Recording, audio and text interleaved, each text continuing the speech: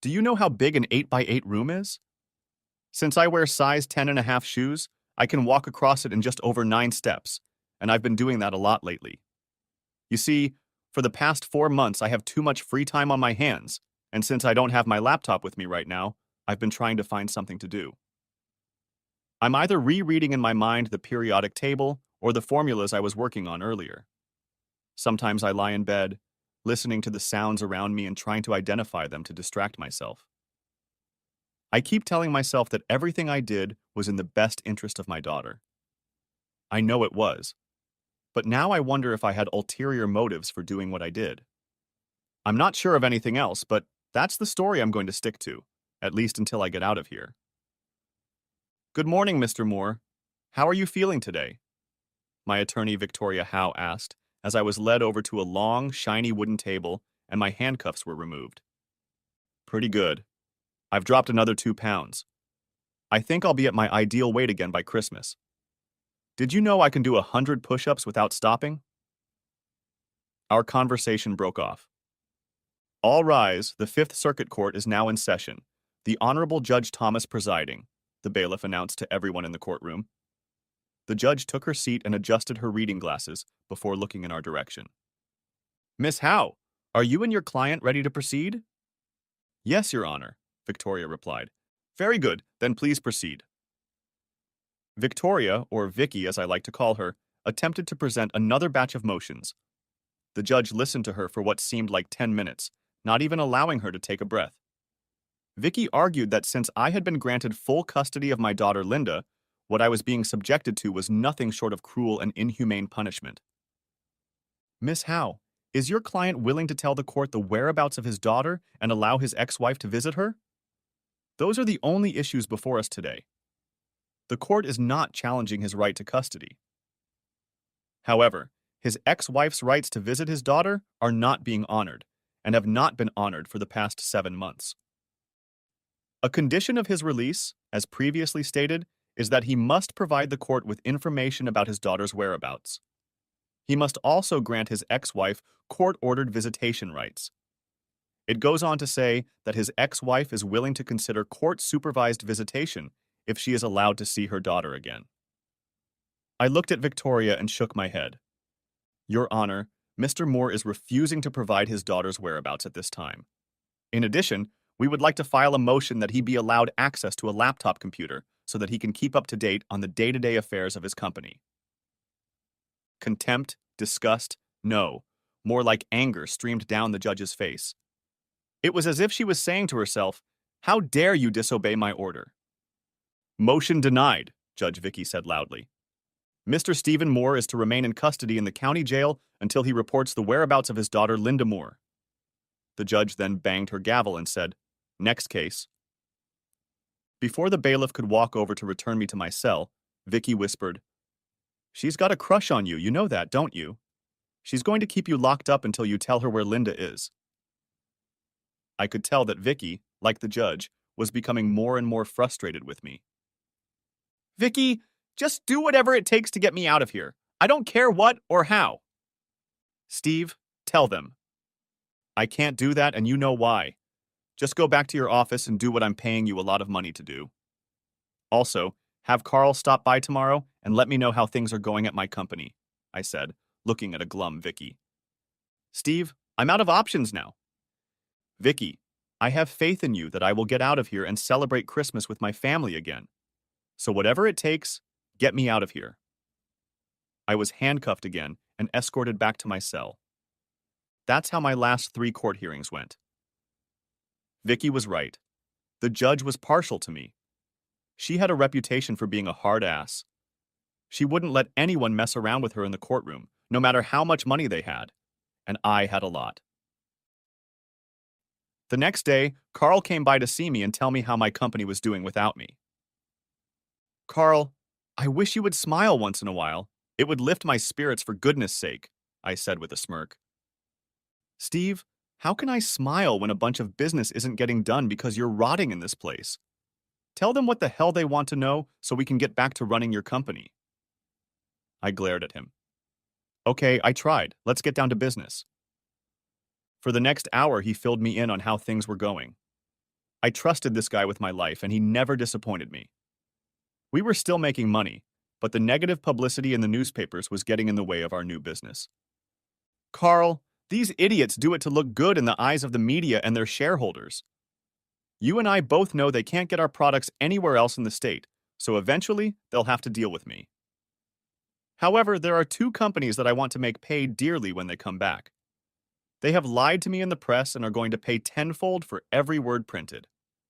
By the way, how is our other project coming along? I asked, knowing full well that my conversations are always recorded.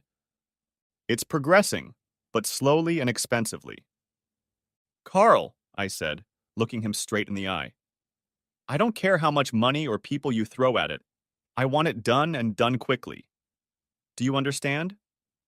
Yes, boss. I just wanted you to be aware of the expense. I believe my company will be in good shape when I leave, and don't worry, you will be rewarded. One more note, find another group of lawyers to help Victoria Howe. The judge seems to have a personal vendetta against me. Try to get her removed from my case. You know that if that doesn't work, you'll only make her even angrier, don't you? And what are you saying? What's she going to do? Throw me in jail? I hummed. Also, check her background. There should be something in there we can use, I told him, getting up since our hour was up. Take care of my baby, okay? I turned and walked back to my cell. That night, I counted the cracks in the ceiling, and after recounting them 5 times, I came to one more. 21. I'll have to complain to the judge about my apartments, I joked to myself before lying back on the bed. The divorce was nasty, if for no other reason than the fact that I thought it would never happen to us. Thank goodness my father had talked me into drawing up an ironclad prenup, or it could have been much worse. I was just getting established in the industry, and my eyes were blinded by my love for Shalia. I didn't see any need for it at the time.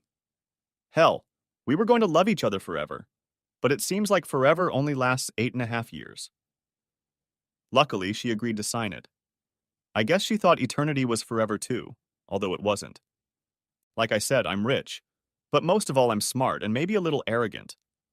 I probably could have stayed out of school altogether, but my mom said I needed to get a proper upbringing. That included the school experience, although I was bored most of the time. However, she did allow me to take college courses online, as long as it didn't interfere with my normal life. I graduated from college and earned my bachelor's degree by the time I was a senior in high school. My mom also made sure I went on dates at least twice a month. Most of the girls I dated were dumb as rocks compared to me, and I easily grew tired of their silly teenage looks and games. At 5 feet 10 inches tall and weighing 165 pounds, I wasn't a jock and had the physique to prove it, but I didn't wear arcane glasses or use pocket protection. I was pretty average looking. You know, girls would say to each other about guys like me, well, he's got a great personality. My parents weren't rich, and I drove their used car. I guess you could joke that I was a good catch for a prom queen. Yeah, sure. Mom, I really don't want to go tonight, I told her over and over as she drove me to one social event after another. Honey, do this for me, okay? Find a pretty girl, talk to her, and even ask her to dance. Young man, you may be smart, but you also need to know how to interact with other people. You can't learn social manners from a book. You have to live it through experience, she always reminded me with a smile on her face. Now go and have a nice time. My mom never took no for an answer. She was going to make a social butterfly out of me, one way or another. And me? I'd rather blend in with my surroundings and live my own life, as inconspicuous as possible. However, that wasn't so easy after someone gave me the nickname Brain, and it stuck with me. Kids can be so cruel sometimes. Graduating high school set me free. I got a full scholarship to our state university, and after that, I could do whatever I wanted. I had a double major in chemistry and biology as well as math. In college, I got a grant to research food enzymes, and that's how I met Shalia. She was studying to be a lab technician. 5'6" tall, with light brown wavy hair, brilliant blue eyes, and a beautiful body. She was both smart and pretty in her own way. I may have been the consummate academic, but I could also appreciate a pretty girl when I saw one. I spent most of my time in the lab, and when she came to class, I was always there for her. Every now and then, she would get stuck on some task and ask me a question or two. I was always happy to help her. What started out as just a question turned into full-blown discussions about what I was working on. While Shalia could grasp the concept of what I was trying to do, the principles of how I was doing it usually eluded her. When I took her out to dinner, we shared pizza and a pitcher of soda, and I began to like her much more than just a lab partner. Alas, to my dismay, she told me that studying came first for her, and that while we could date, she wasn't looking for a relationship right now. So we remained just good friends and met from time to time as she allowed. A double doctorate in chemistry and biology and a master's degree in business completed my short-lived college years. I had learned all I could and was now applying for government research grants on my own. With their help, I got two and set up store in a small building. I took out loans, and my parents even mortgaged their house to help me finance a new lab and equipment. When I started working 14 to 16 hours a day, my mom quit her job to help me with the endless government paperwork. This allowed me to focus solely on my work. When I made my first breakthrough, it was especially wonderful because the grants were over and the results and future profits belonged solely to me. When I made my second and third breakthroughs, my father quit his job and became the manager of my business. Life was stressful, but good. The one thing I never realized was that when you want to hire a good person, you don't have to look for them. You just have to give them a reason, and they will find you on their own. I felt I needed two top-notch people to help me in my work. I looked for the best in the field. I wasn't making a lot of money, but with the right people, I felt I could become one in a couple years, especially after I found out that my 4 patents would probably be approved next year.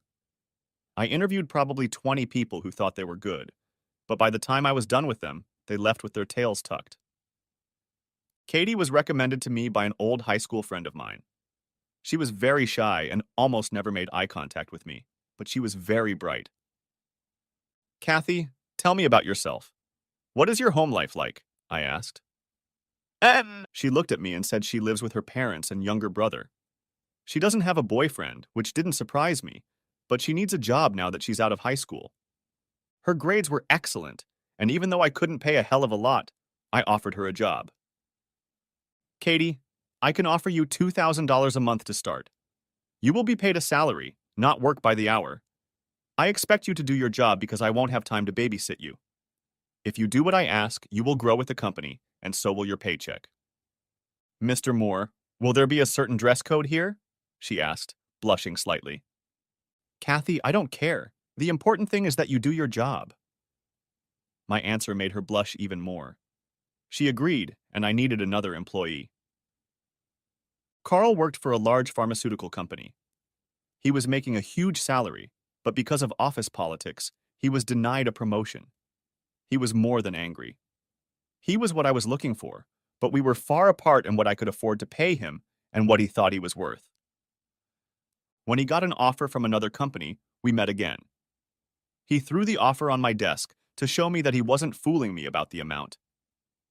Carl, if I were you, I would take that offer and run with it. However, in 3 years, when I'm doing great and this amount is chump change, I hope you'll feel the same way, I said as I handed him the papers back. But if you accept my last offer, I will give you 1% of the stock in my company next year, and every year after that up to 5%. So you can take the money that's on the table now, or work hard and have a real future in the future. The choice is yours. It took 2 days, but he accepted my offer and I was ready. We were growing fast, and I needed extra help both in the lab and in the office. One day, while out to get lunch for everyone at the nearest subway, I ran into Shalia. She was standing in line, about 4 people ahead of me. I hadn't seen her since she was in her last year of college. As she passed me with her order, she stopped to talk and we ended up having lunch together. She worked in a small lab 2 miles away and didn't make much money. Shelia decided she needed experience before asking for what she thought she was worth. What are you focused on in terms of money? I asked. Right now I make $1,500 a month with no benefits. I figure I'm worth at least $2,000 in full health insurance, she told me without blinking an eye. Can you type? What do you mean, can I type? It's a simple question. Can you type more than just poking at a keyboard?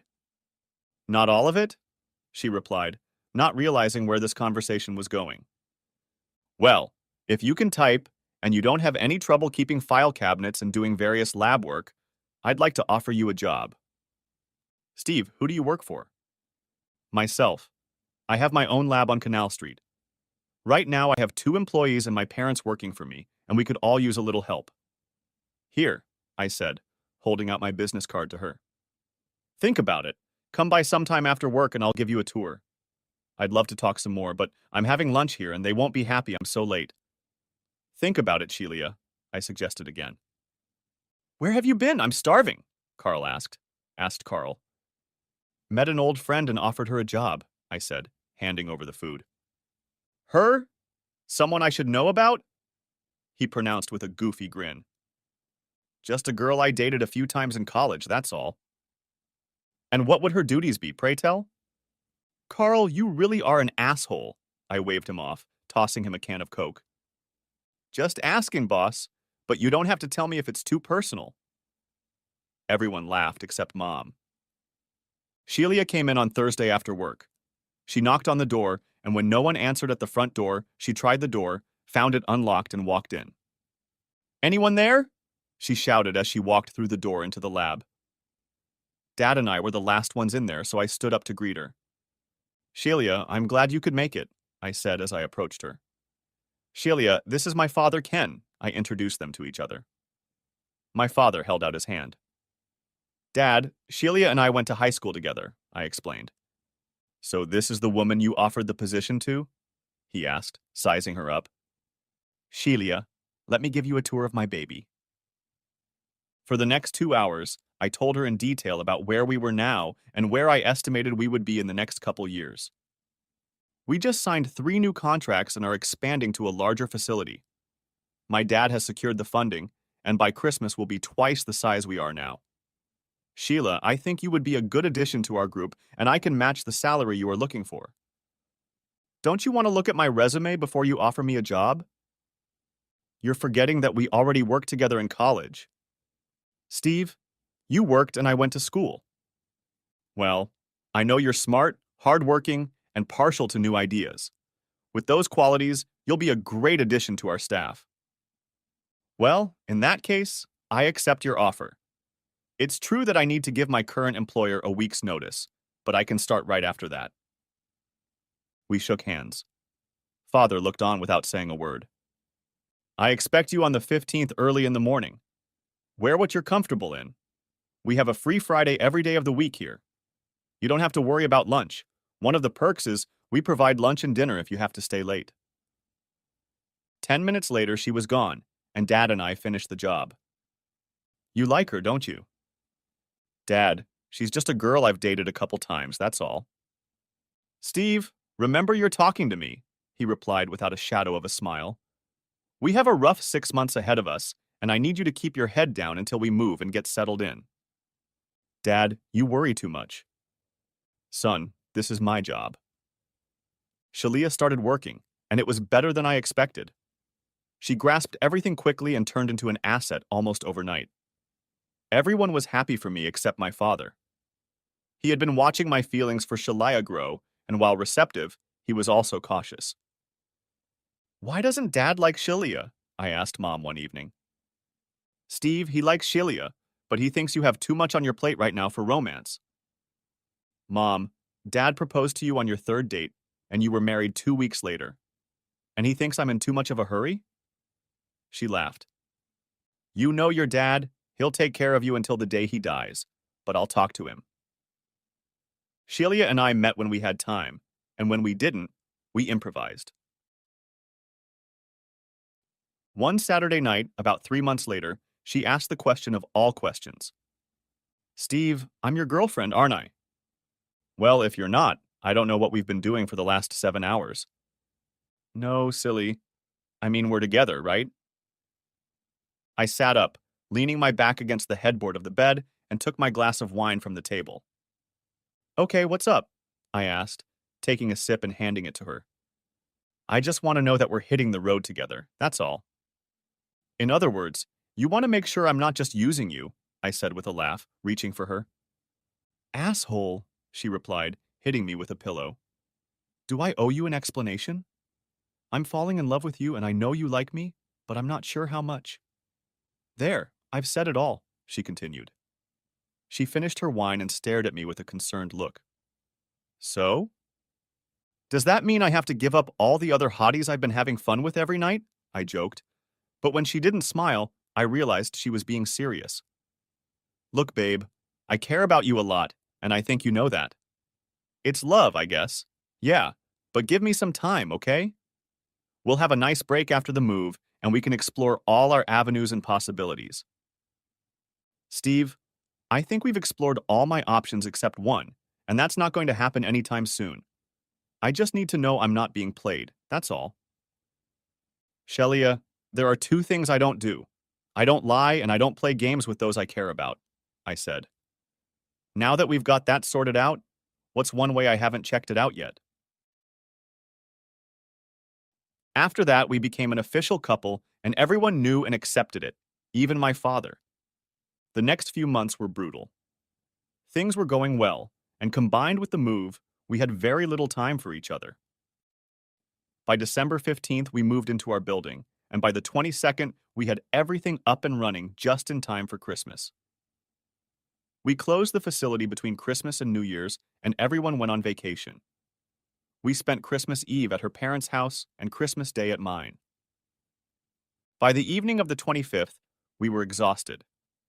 Since we were both still living with our parents, we spent more and more time together at the Hampton Inn. Steve, she said quietly, I need something from you. Steve, look at me, okay? I want us to have our own apartment. That made me stop and look at her for real. I'm serious. I think it's time we got our own place. Steve, I'm 23 and you're 27. Don't you think it's time for us to live on our own? For the money we're spending on hotel rooms, it would probably pay for itself. She added with doubt in her voice. That is, only if you want to. I realized that this question was bound to come up sooner or later, and I had already given it a lot of thought. After the move, things would go back to normal, whatever that was. I really liked the idea of having our own place. Okay, when do you want to do that? I think that question caught her off guard. I think she had prepared herself for an argument, and now she just sat there looking at me until her brain finally got to what I had just said. Oh my God, this is going to be so great. We'll have our own apartment and we won't even have to wear clothes if we don't want to. She was bouncing on the bed. When she stopped and took a serious look on her face, I got a little worried. How do you think your parents will take this news, especially your father? Let me worry about that. It'll be your job to find us a suitable place near work that meets all our needs. I don't need a huge apartment, a spacious kitchen, and this will suffice. It took about 3 weeks, but we did find the right place and moved in together. My parents wanted to know what my intentions were, but I told them I wanted to get to know Shelia better. I think you know her well enough, Mom said, winking at me, judging by all the bills from the Hampton Inn I've paid over the past few months. Dad didn't say a word, but he knew he couldn't control me anymore. Life was good. Over the next 2 years, my business grew rapidly, and we expanded once more until we finally moved to another, larger location. At Christmas that year, I proposed to Shelia, and she accepted. My father insisted on a prenuptial agreement, and although I objected, Shelia would not sign it. I made 2 changes to it so it wouldn't be so rigid, but in the end, we all got what we wanted. 3 months later, Shelia got pregnant, and Mom was beyond happy. When Linda was born, Shelia quit her job and stayed home to care for her. She was beautiful and looked a lot like her mom. She had the same light brown hair, blue eyes, and a small mole on her right ankle.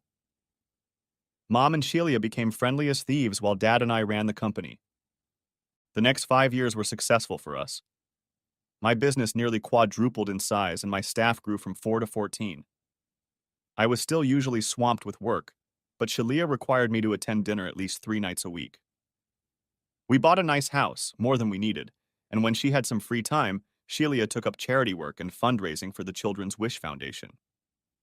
Kids, not another event this weekend, I whined. I thought the three of us would sneak out and have a little fun, I said as I put my arm around her waist and kissed her. If you cancel the event, I'll make sure you won't regret it, I said pleadingly. Honey, you know that Saturday's auction is very important to me, and it's for a good cause, she replied, kissing me. These kids can't escape for the weekend, but if we raise enough money, we can at least make some of them smile. She had a good heart, and although I didn't like it, she was right. So, Saturday night we all went. I told my parents that if I had to go, they should go too. They didn't care, except Dad said he wouldn't dance no matter what Mom said. It was a pretty pleasant evening until I met Ken and his wife Connie. He was working with Shelia to organize the event, and I already knew that he owned a successful airplane parts company just outside of town. Their biggest customer was the US government, and with 2 wars going on, things were going well. Steve, this is Ken and Connie Collins, my wife introduced us. Ken has been a tremendous help in acquiring the items we will be auctioning off today. It's not a big deal. I just visited a few places and shamed them into giving twice as much as they had planned, and got the rest of us to donate money to the cause. Ken, don't be so modest. Because of what you did, we'll be able to send over 100 kids to various camps this summer. You should be proud of yourself. Well, if it hadn't been for Connie, I never would have been able to do it. She's been running the company while I've been gallivanting around raising funds. Looking at his wife and smiling, he said, I don't know what I would have done without her. The smile she answered him with was pleasant, but forced. It was the fake smile one gives a man when they are angry and don't want him to know it. Ken, I see a few people over there I want you to meet. Maybe you can talk them into giving a few extra dollars. It was nice meeting you two, Connie said as she pulled away from her husband. The only thing I knew about him was that he had money and let everyone know it. I think pompous and arrogant would be good words to describe Ken. But I knew Connie very well. She came from an old state and was tough as nails. She was an excellent negotiator and a worthy adversary to her competitors. She was more than qualified to run the business while her husband did the fundraising and entertained. But she didn't seem too happy about it. Now that's someone I wouldn't want to cross paths with, I thought to myself. The dinner was delicious, and the speeches as usual long. Everyone was thanked for their help, especially Ken and Shelia. After dinner, the music came on and my father cringed. My mom talked him into dancing, and I took great pleasure in enclosing my favorite wife in a hug. I wasn't upset when Ken asked Shelia to dance. Although there was nothing funny on the dance floor, I was embarrassed by the way he held her, talked to her, and laughed with her as they moved to the music.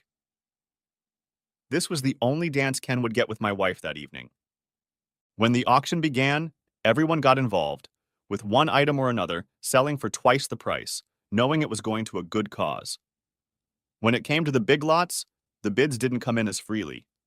We all knew money was tight everywhere. I bought 2 mid-priced items, and that was all I was going to do until Shelia asked if I would bid on a weekend trip to wine country. Please, honey, do it for me, okay? How could I refuse? The bidding was going at breakneck speed, and it looked like Ken wanted it badly for some reason. When I made the last bid, Ken immediately bid $1,000 higher, and since there were no other bidders, he won. When he went over to claim his prize, he said he did it to take his wife there for her birthday. Everyone clapped and admired such a nice gesture, but his wife did not. She just sat there sipping wine from her glass. There seems to be trouble in paradise, I said to myself. Steve, we should have won this trip, Shelia pouted. Han, for the money he paid for it, we could have gone for a week instead of 3 days. Steve, he did it for his wife. What a romantic gesture. If you want romance, just wait until I bring you home, my love. That's not romantic. Okay, I'll buy you flowers on the way home. How about it? She just looked at me in a way that wasn't enough. And that's how it started. They say a cockroach can fit through a 1/64th inch gap just by squeezing in. For me, Ken was exactly that, and now I wished I had stepped on him when I had the chance. However, life went on. I worked, Sheila was still doing charity work, and the three of us were one big happy family until May 21st. It was getting late, and I was mulling over some papers when I glanced at my watch. 7 o'clock, and it was time for me to leave. I turned off the light and walked down the hall to Mom's office. She was sitting with her head resting on her desk. I don't pay my employees to sleep on the job, even if they did give birth to me, I said with a loud laugh. But she didn't budge. Mom, wake up.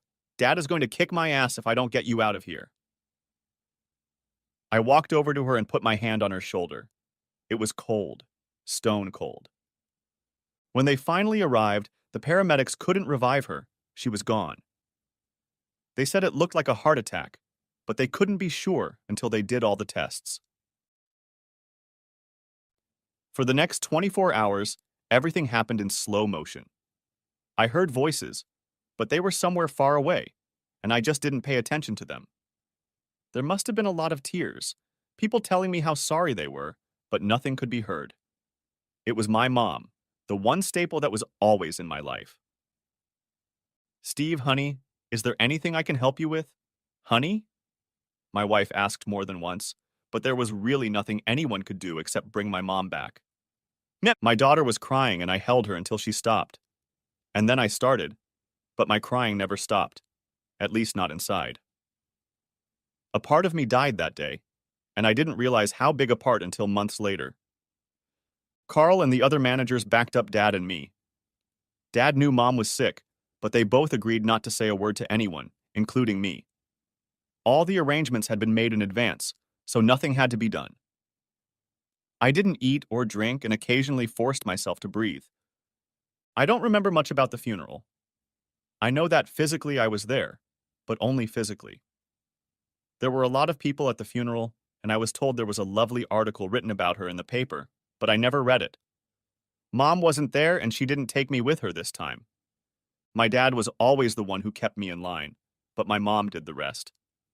She filled my emotional needs as a child and taught me how to be the person I became. In her eyes, I saw the world as something to conquer, and when Linda was born, we became even closer, if that's even possible.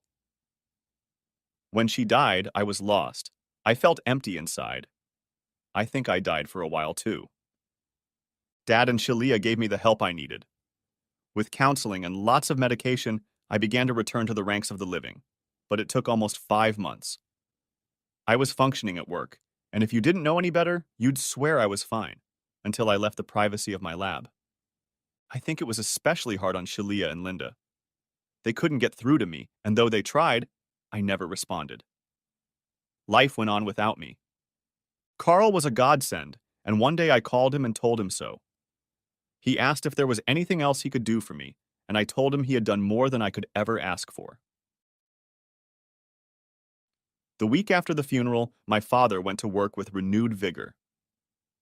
More than once, Carl had to tell him to go home, or he would physically remove him from the office. As the two of them grew the business, I tried to come to terms with the fact that Mom was no longer with us. It was a little over 6 months after the funeral when I first realized something was wrong. Steve, I'm off to a fundraiser tonight. Should be back before midnight, Shalia said as she got dressed. Don't you want me to come with you? I asked. I don't need a zombie for a date. Take your meds, and I'll see you when I get back. That was cruel, I thought. Do you want me to at least drive you? That won't be necessary. Ken will pick me up, she said, putting on her earrings. I think my look said it all. What? What is that look you're throwing at me? This is a fundraiser, not a date. With those words, I walked over to my medicine bottles, opened them, and poured the contents down the toilet. Steve, what are you doing? Something that should have been done months ago. Give me 20 minutes to get dressed. And you call Mr. Ken and tell him I'll be accompanying my own wife to dinner. I looked at her, and she realized she had better not say anything right now. A large crowd had gathered, and everyone was still expressing condolences for my loss. I thanked them, but immediately changed the subject. Seeing the cockroach, I prepared my heel. Steve, you look good. How are you doing? Never better, Ken, I said aloud, inwardly frowning in disgust. I guess he understood anyway, because he apologized and stepped back. That wasn't very friendly, Shalia whispered to me. I have no reason to be friendly with him, was all I said. After dinner, when the music started up, I asked Shalia if she wanted to dance. Do you mind? She asked. I'm not dead yet, I replied, smiling. And we danced for the next half hour. It felt good to hold her in my arms again, and then it happened. Hey, old man, can I dance with your beautiful wife? Asked Ken, already reaching for her. No. I guessed from the surprised look on his face that he wasn't used to being turned down. It took Shalia by surprise, too. Steve, it's just one dance, Shalia pleaded, looking at me. What do you mean, no? Don't you understand? Okay, let me repeat it slower so you understand what I'm saying. No, you will not dance with my wife now or ever again. Now, do you understand, or do I need to write this down for you? I said, looking him straight in the eye. No problem, he said, and fled. Steve, that was rude. Shalia, did you want to dance with him and not me? Of course not. Why would you ask that? Because you looked at me like that when I basically told him to go to hell, that's all. After that night, my mind started imagining a lot of things. Did we make love that night when we got home? No. She complained that she had a bit of a headache. The next morning, I left long before Shalia woke up. I came in first. Good morning, boss, Carl said as he came into the room and dropped his stuff and started making coffee. You look good. How are you feeling? Like I could chew the ass out of a dead dog, so please don't mess with me this morning, I growled at him without a smile. Well, it looks like the old Steve is back with us. Maybe we can catch up. For the next 2 days, I didn't come home. I slept in my office, showered, and since I had a couple changes of clothes, all I needed was some food. I had already unplugged my cell phone, unplugged my work phone, and told everyone to leave me alone. I checked and rechecked the test results from the last few months and found that too many things had fallen through the cracks. I called a meeting. Listen, guys, if you still want to work here on Monday, I strongly suggest you get your heads out of your asses and do your jobs, or I will find someone else to do them. This is my only warning. Next time I'll be cutting your severance pay. Do I make myself clear? There were many nods, a few startled looks, and a few pissed off people, but everyone got the point. When Shalia arrived just before 5, Carl warned her not to come into my office. I don't know what the hell happened between you two, but I wouldn't go in there if I were you. It doesn't scare me, she replied. So, is this your funeral? He turned away. When she walked in, I didn't look up. I knew who it was, but I wasn't going to play her games today. Steve, she said once, and then said it louder the second time. Steve! I looked up, and my eyes said it all. Are you coming home for dinner tonight? She asked. That's a good question. Make up your mind about the house. What are you talking about? It's a simple question, Shalia. Define what home is and why the hell should I go there? Okay, I'll play your stupid games. Home is where we all live and where you have to come eat and sleep every night, she replied wryly. You see, that's my point of view. That's where I lived with my loving family. It was my fortress of solitude where I could be myself, play with my beautiful daughter, and make love to my wife. Now I'm going to ask you again. Why do you want me to go to a place where I know I'm not welcome? Steve, you haven't been there in months. When your mom died, you left us, and for a while I didn't think you were coming back. She died and you didn't, or you weren't supposed to. It may have been hard for you, but how do you think we all felt, knowing there was nothing we could do? I don't know how often I reached for you in bed, hoping that just once you would take me in your arms. I wanted so badly to make things better for you by chasing away all your demons, but you never let me in. I tried, God knows I tried, but I finally gave up and decided to wait for you to come back or die. One of the two had to happen eventually. So when did you and your buddy Ken start dating? We're not a couple, he's a good friend. He was someone to talk to, someone to confide in when you weren't around. A friend with benefits? I haven't made love to anyone since the last time we did it. What we did back when you were a walking zombie was nothing more than masturbation, just using each other's bodies. But I'm not going to wait for you forever anymore. Unless you decide you want to continue our marriage, I want out. At this point, not only was she screaming, but tears were streaming down her face. Okay, then you have to make me one and only one promise before I make that decision, I told her. Anything. Don't rush to answer, Shalia. Before I ask, you might not fulfill it. Steve, I said anything, and I mean it. Good. I don't ever want you to talk to or see Ken again. You can't be serious, that's stupid. I'm not going to compete with Ken for my own wife. You have to make a choice. It's either him or me. You can't have us both. And since I'm such a nice guy, I'll let you think about it until I get home tonight. Then you can either call and tell him you won't talk to him anymore, or you can come see him later. I don't know what his wife will say to that, but that's for the three of you to decide. She looked at me, said something under her breath, and left, slamming the door. Well, at least I'll know if I have a wife in about 2 hours, I said sadly to myself as I sat back down at my desk. For the next 2 hours, I did nothing, just sat there, oblivious to everything around me. The drive home was short, too short, and when I pulled up to the dark house, at least I had an answer. With slumped shoulders, I walked to the door, wondering what she had written in her note, and if she had even bothered to leave it at all. I unlocked the door, walked in, and threw my laptop on the couch. I felt like my mother had died anew, and I was falling headfirst back into that dark cave. Never again, I told myself. My house had never been so empty, I thought. Life was good again. The next day, with a smile on my face, I brought everyone breakfast and slipped into my office. I spent the next half hour staring out the window. I was living my life again. After my mother died, my father tried to live at the factory, but eventually I made him take a leave of absence.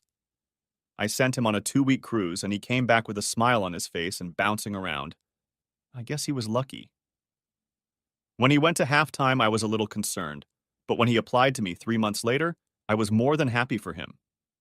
Dad had paid his dues and deserved a long retirement. He still helped me with advice when needed, but Carl took his place and worked just as hard as Dad did. I, on the other hand, worked hard, but made sure I didn't overdo it. Shortly before our 8-year anniversary, there was an accident in the lab, and one of our new employees got hurt.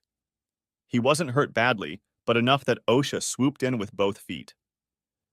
By the time they were done, I felt like I'd been subjected to a full body search by a nurse with freaking big hands. In all of this shit, I had somehow missed our anniversary, and by the time I remembered, the damage had already been done. Sheila had planned for the two of us to go away, but because of the OSHA inspection, I just couldn't leave at that time. You love this business more than you love me. I'll never be able to compete with this damn lab, she yelled at me. Hey, honey, we can go wherever you want to go as soon as they leave, which should be very soon. But she didn't want to hear it. We were still close, but at the same time, there was a lingering feeling that all was not well between us. We seemed like a happy couple, but something was wrong, and I couldn't figure out what it was. In the last couple years, Shalia was no longer as active as she used to be, working with the Children's Wish Foundation. However, after her accident in the lab, she got back into action. We talked about giving our daughter a sibling, but now she has rejected the idea. We're not getting any younger, and if we're going to do it, we should think about it as soon as possible, I told her. Steve, I'm not sure I want to go through all that again at my age. Linda is at an age where she has it easy, and I like my freedom. Let's think about it for a couple months, okay? No problem. I love you and Linda enough that I don't need another, if that's what you want. So, 3 months later, she said it would just be the three of us. Did I care? Not really. I had everything I wanted right now. How that cockroach crept back into our lives, I'll never know, but it did. Ken and his wife separated, and she got about 45% of his business. He wanted her to get stock in the company, but she wanted cash, and he ended up going into debt to pay her off. Her son wanted to live with his father, and their daughter went with Connie. There were rumors that Ken was playing dumb. Instead of divorcing, since there was no prenup, they just split everything up and went their separate ways. It couldn't have happened to a nicer guy. When we saw him at one of the dinners, Shalia just looked at me. Steve, we're going to run into him from time to time. It's inevitable, she told me as she watched him walk in our direction. Good evening, guys. I haven't seen you in a while. For Shalia's sake, I was more than nice outwardly anyway. Good evening, Ken, I said, extending my hand. You're looking well. I'm sorry to hear about you and your blunders. I could look like I cared. In fact, inside I was gloating. You know, sometimes things work out and sometimes they don't, but life goes on. I heard you had a little mishap in your lab. I hope no one was badly hurt. It was a rookie mistake. It took a long time to prove it to Asha. They still nailed me pretty hard, but as they say, life goes on. Well, I've got to go, and I see 2 new pigeons that haven't donated yet today. Take care, and I hope to see you again, he said with a wide grin and left. In your dreams, I thought to myself. See, that wasn't so hard. We can still stay friends for the sake of the kids. She was right about the kids, but not Ken. I still didn't trust that son of a bitch, and I never would. Suddenly, it felt like we were running into him everywhere we went. What struck me was that he had never been with another woman. He was still good-looking and had more than enough money to satisfy any woman he wanted. It didn't bother me. It was just an observation. Okay, I let my guard down. I suppose Shalia, bumping into Ken here and there, thought that what I'd asked her to promise years ago was now null and void. But that wasn't the case for me. That 1/64th chasm had gotten even bigger.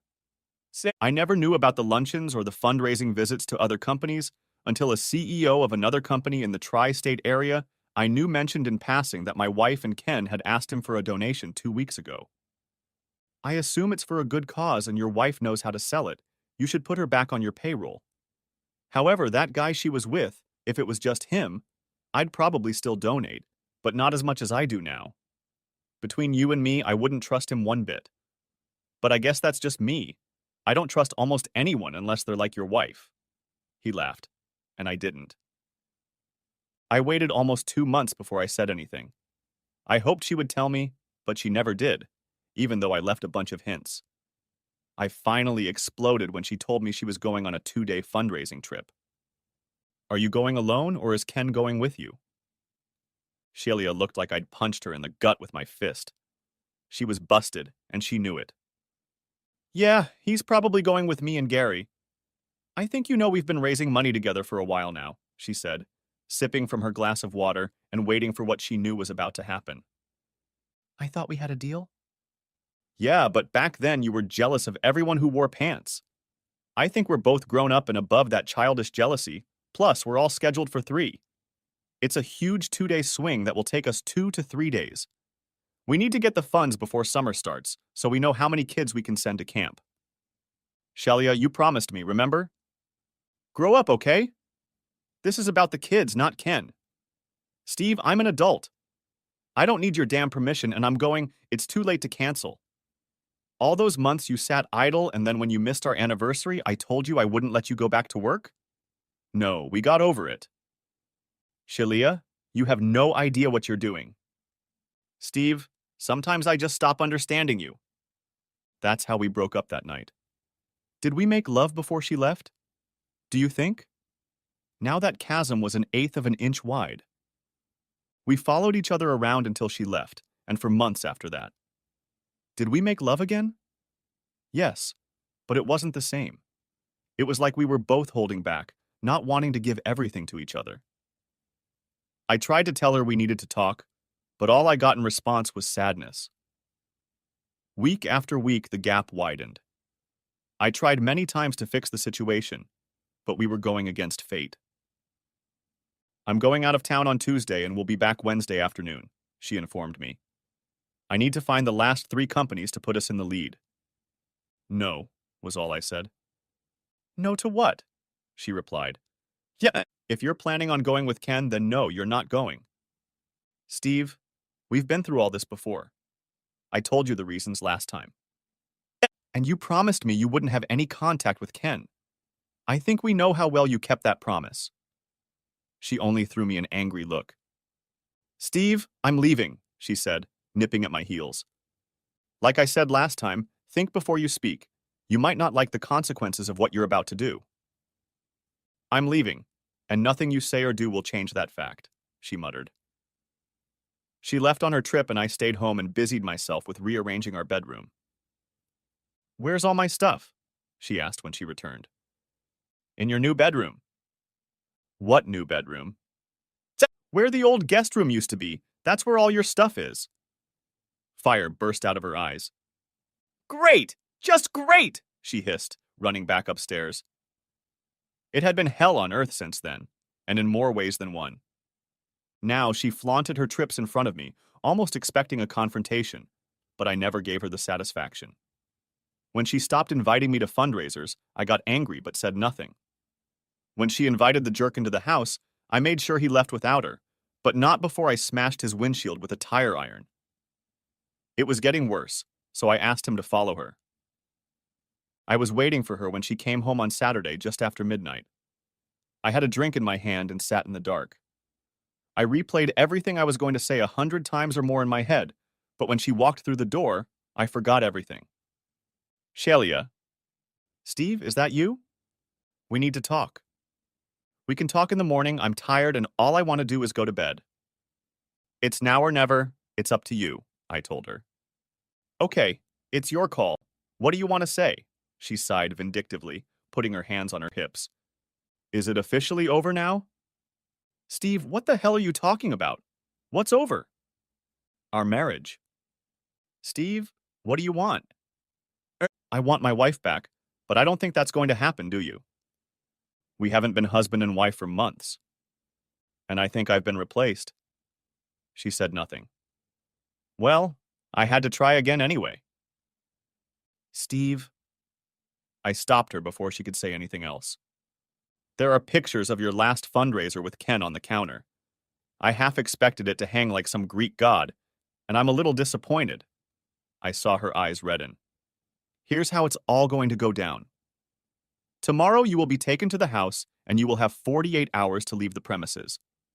There will also be a court order stating that you will not be allowed within 100 feet of this or any other house I own. You will be able to see Linda whenever you want, but only in this house. Obviously, Ken was more important to you than your own family. It finally began to get to her. Then she started to cry. I'm so sorry, it just happened, and I don't remember much of it. Shelia, that just doesn't happen. He planned the whole thing, and you were stupid enough to fall for his heartwarming stories, or he was comforting you because I wouldn't let you see him. Maybe I wasn't so stupid after all. You can't take Linda away from me, Steve. I already have. Get yourself a good lawyer because you're going to need one.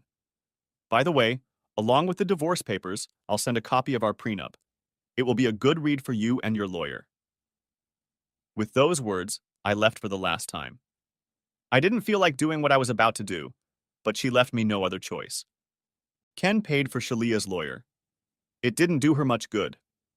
I thanked my father for every day I spent in court.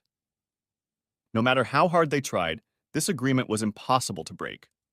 My team, and yes, I said team, of attorneys had gotten me full custody because I could provide for Linda, while Shalia would have to go back to work to make ends meet. She received a lump sum of $50,000, a paid-for BMW, all her clothes and jewelry except those that belonged to my mother, and finally, liberal visitation privileges. We agreed on 2 times a week and every weekend.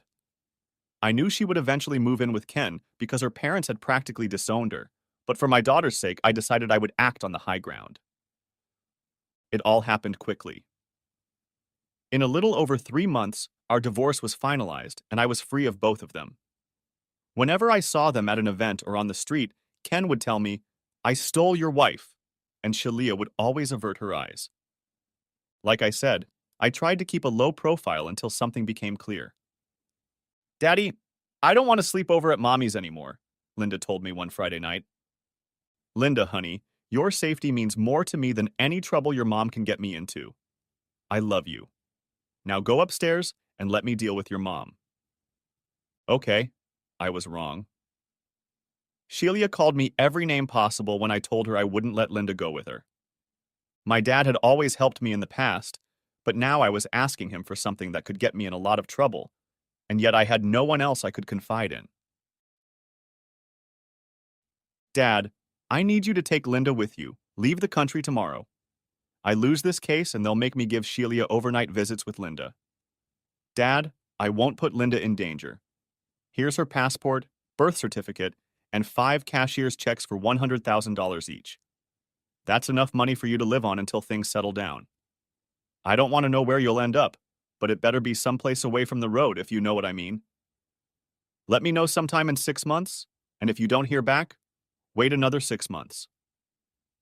Steve, I'm meeting someone right now, and if you don't mind, I'd like to take her with me. You old dog, I said, smiling. Take whoever you want, but it has to be tomorrow morning. I don't have time. On Thursday, I kissed my daughter goodbye.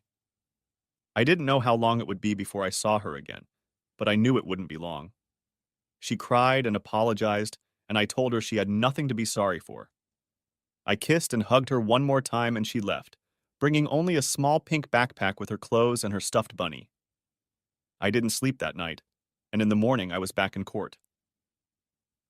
Mr. Moore, the court orders you to renew your visitation rights with your ex-wife, effective today. You will deliver Linda to her mother today, or be held in contempt of court. Do you understand? Yes, Your Honor, I understand, was all I told her. As I left the court, I walked over to Carl and told him what was likely to happen. It will be up to you to keep my baby running smoothly. Do whatever you need to do. Here's my power of attorney, so you can legally sign my name to anything you need. I don't know how long it will take, but I have faith in your ability to do the right thing. After that, I went home, poured myself a stiff drink, and waited. My phone kept ringing. I knew who it was, so I just let it ring. When Sheila showed up at the house with a police officer, I just opened the door, let her in, and went back to my drink. Steve, where is she? Where's who? I said, playing the game. You know who. Where's Linda? You mean she's not upstairs? Well, then she must be at one of her friends. You know she has a lot of friends.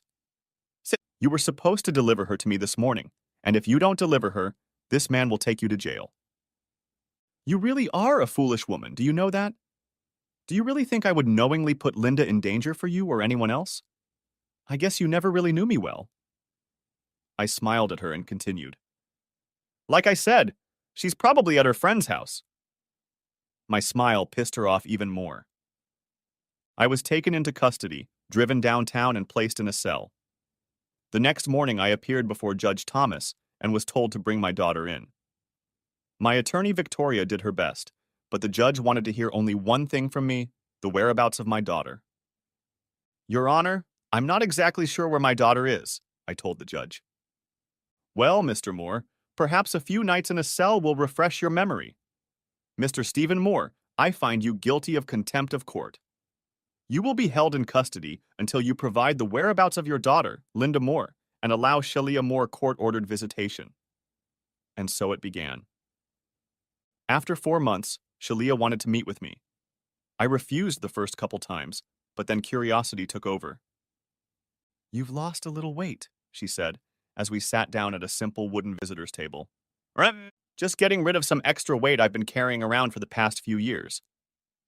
Steve, I don't want to do that, but I want to see my daughter.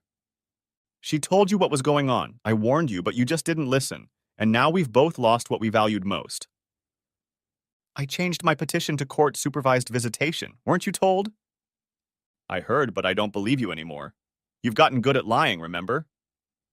Steve, this is old news. We have to move on. We're not married anymore. That's your fault, not mine. Does it matter whose fault it was? To me, it does. I've never cheated on you in all the time we've been married. Surely you can't say that, can you? It was only once, you have to believe that. And that was after that big fight that happened before I left. So I guess you figured you'd show up that son of a bitch and spend 2 days in bed with Ken. You played right into his hands. You think I don't know that now? If I told you I was drunk and don't even remember it, would it make a difference?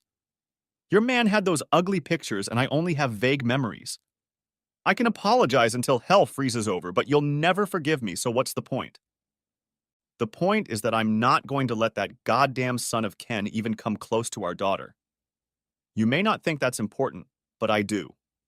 I don't trust you anymore because even though I gave you a free pass and a way out, you still lied to me, and now you have to live with that decision for the rest of your life. One more thing. Remember those pictures of you and Ken? If they somehow get on the internet, how effective will your fundraising be after that? They might give you a couple bucks for sitting around, but what self-respecting CEO would give money to someone like that? You wouldn't give it? I didn't say I would because I'm in jail where you put me. But if some sneaky bastard wanted to get back at you, I wouldn't be able to stop him. Can you imagine the look on your mother's face if someone emailed them to your house? Or maybe the church they attend? With dates like theirs, everyone could easily figure out what you were doing with someone other than your husband while you were married. Do you hate me that much? You have no idea what I'm willing to do to protect our daughter. I think we know where we stand. Besides, you need to be there to support your new man when his world comes crashing down. Steve, what are you up to? What can I do? I'm in prison, remember? A month later, Carl came to me with his usual news. Steve, I got everything you asked for. Everything checked out and fully documented. We have not one, but two parts, if you know what I mean. I'm ready to get to work. All you have to do is just say the word. Carl, you have to do me a big favor today.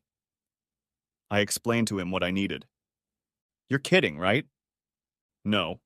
Do what I asked you to do and then come see me on Thursday. Then I'll let you know how to proceed. Tuesday night, I slept great. I would have slept through breakfast too if the guard hadn't told me I had a visitor. Good morning, Ken, I said with a huge smile on my face. I guess it's a beautiful day outside, although I haven't had a chance to see it in a while. Cut the crap, Steve. Your man said you had something important to tell me. I'm here, talk, you have 5 minutes. Ken, I know Shalia is living with you now. That brought a contemptuous smile to his ugly face. Not only lives with me, but she has fun with me every night, he sniggered. Just stick to the plan, I told myself. Anyway, I want you to kick her out of your apartment today and sign a written agreement that you will never see or talk to her again. Is that understood? Are you out of your mind? And why would I do that? Because if you don't, I'm going to set the hounds of hell on you, and my friend, you're not going to like it, believe me. You stupid weakling, I took your woman, and now you threaten me from here? You're pathetic at best. If that's all you're capable of, I'm leaving. Getting Sheila into bed with me was so easy. 3 drinks with a little extra in each, and she was all mine. Do you know she cried for you for almost 4 days straight? She kept thinking that when the divorce became final, you would change your mind and take her back. You lost. But now a few drops of my special elixir into her drink and she's mine. You can do whatever you want with her. And don't try to blackmail me with those stupid pictures. I set up a camera that first night and burned everything to DVD. Maybe I'll send you a copy if you're polite. He got up to leave. Don't worry, I'll show myself. I had to convince him to tell me what really happened. I felt bad letting him walk out the door, but I knew I'd get the last laugh. Well, boss, what do you want me to do? Said Carl, looking around. Carl, you know what you do to a cockroach if you find one? You crush it under your foot. I told Ken I was going to let the hellhounds out, and he laughed at me. Do it, and do it today. I gave him another set of instructions, and I didn't even care if it was recorded on the prison monitors. 2 days later, Collins Manufacturing Company came under investigation for falsifying test data. It turned out that about 30% of the parts had not even been tested, and the tests that had been done were mostly falsified. Parts that did not meet specifications were given approval stamps, shipped, and displayed to the military. One former employee stated that he could no longer live with the knowledge that parts going into military aircraft did not meet the specifications on the orders. A government spokesman said all open orders have been suspended and all Collins manufacturing assets have been frozen pending further investigation. I think this former employee will sleep much better tonight in his new position, knowing that he did the right thing by disclosing a potentially deadly situation at his previous company. I was feeling pretty good now, even though I was still in jail. Collins Manufacturing's stock dropped like a stone. Ken's face was all over the news for the next few weeks, and criminal charges were now pending. Coincidentally, a videotape of Ken Collins was turned over to the district attorney yesterday. The video shows Ken admitting to an inmate in the county jail that he slipped an unidentified woman something in her drink and forced himself on her not once, but many times. At this time, no woman has come forward to support these charges, but the case is still pending. About a week later, I appeared before Judge Thomas again. Mr. Stephen Moore, you are free to go. Your ex-wife has dropped all charges against you and has asked the court to release you. I don't know what kind of game you've been playing with this court, but I strongly advise that you do not find yourself in front of my bench again. Do I make myself clear? Yes, Your Honor, I replied. Case dismissed, she said, banging the gavel on her bench. The bailiff announces the next case, please. And that was the end of it. Well, Steve, you're a free man, Vicky told me. Hopefully, now that it's all behind you, you can get back to your normal life. Vicky, after what has happened to me over the last 9 months, nothing will ever be normal again. I just hope that all the guilty parties get what they deserve. I walked out of the courthouse and Carl picked me up on the street. How does it feel to finally be free? Wonderful, just wonderful.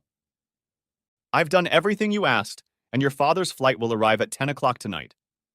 It will be routed through customs, so no one will know Linda is back in the country. That won't be necessary anymore. Everyone who was a problem is already behind bars or will be soon. Take me to the nearest bar. I need a cold beer, and I'm not going to wait until I get home. Carl and I headed to the first bar we could find. After Miller Lite and Corona, we walked into Longhorn Steakhouse, and I had a proper meal for the first time in almost 6 months. You look better than anyone I've ever seen, boss. You've lost weight, and you don't have that little bulge around your middle anymore. Do 200 squats and 100 push-ups twice a day, and you'll lose that middle too. I guess Burger King for lunch every day from now on has been eliminated. I laughed and ate the last bite of steak. You know Sheila has been staying at our house for the last couple weeks. When I told her about Ken and his son, she freaked out. I had to get someone to stay with her for the first 2 days until she calmed down. She's still not herself. She wants to know if you're going to talk to her. I said you would see her tonight. I guess I forgot to tell her about Linda and your father coming over tonight. For the past few months, I had been thinking about her and Linda almost every waking hour. I knew that sooner or later I would have to deal with this problem, but I had other concerns. My daughter was coming home. Linda saw me and rushed into my arms, almost breaking my neck, so tight she hugged me. Daddy, I missed you so much. Do I have to go away again? She said with a more than worried expression on her face. Never again, sweetie, never again. Let's go home. My dad walked over with a tall blonde man and stood behind us. He shook my hand and then gave me a hug. You look a little thinner. I guess prison agreed with you, he said with that damn smile of his. Steve, this is Grace. She held out her hand.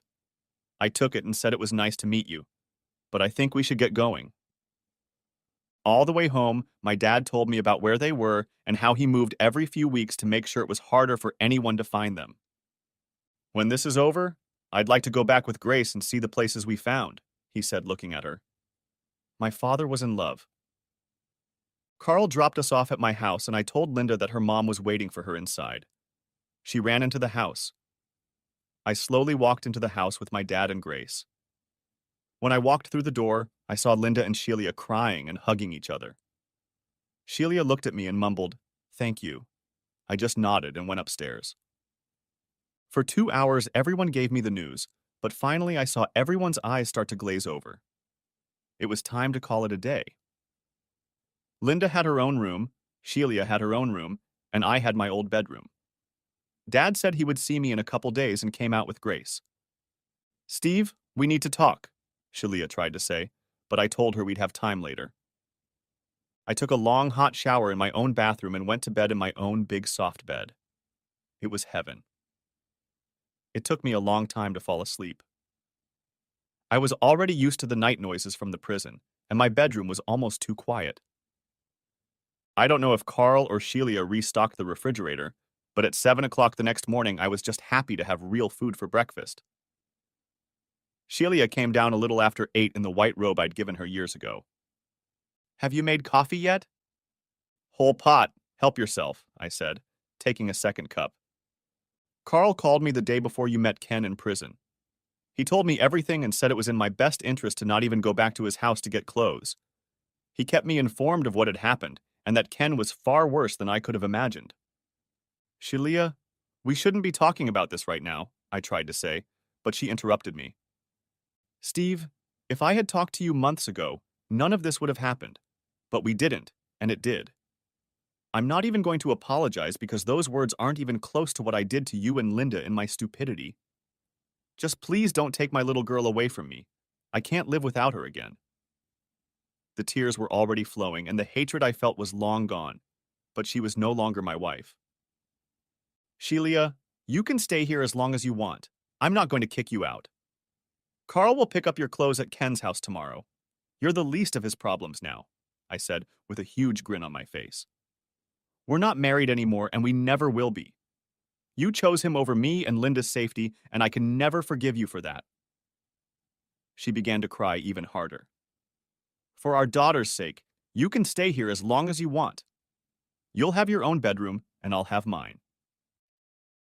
Right now, Linda needs both of us to bring her back to reality, not two people pulling her in different directions. So if you agree, that's the way it's going to be, at least for now. The only request is that you don't bring any friends or lovers to my house. Is that understood? She nodded her head, but I could see she was an exhausted woman. She had lost everything by her own naive delusion, and she knew it. It had been 4 months since Linda had returned. Life was pretty much the same as it had been before things got out of hand. Dad had married Grace in a small family ceremony, and they were now somewhere in Mexico, sightseeing. I asked where he was going, and he just smiled at me. I told him to call me if he ran out of money. My business is doing better than ever, and when I was acquitted in the papers and all those asshole companies that swatted me started crawling back, I wanted to put the whole thing behind me, so I didn't cash in on them, at least not too much. Ken lost everything, and there are a lot of charges against him, and he'll probably spend 20 plus years behind bars as the white bitch of someone named Bubba. I hope so. His ex-wife called and said she knows he's scum and hopes we can rebuild our lives. We have lunch from time to time, and she's a really wonderful woman I'd like to get to know better someday. Sheila still lives in the house. She's not dating. She is working part-time in the lab again while Linda is in school. I pay her like any other employee, but I contribute the maximum amount to her 401k each month. If I've learned anything in the last few years, it's that anything can happen when you let your guard down. The end. Thanks for watching, I hope you enjoyed it. So subscribe to my channel and watch the next video.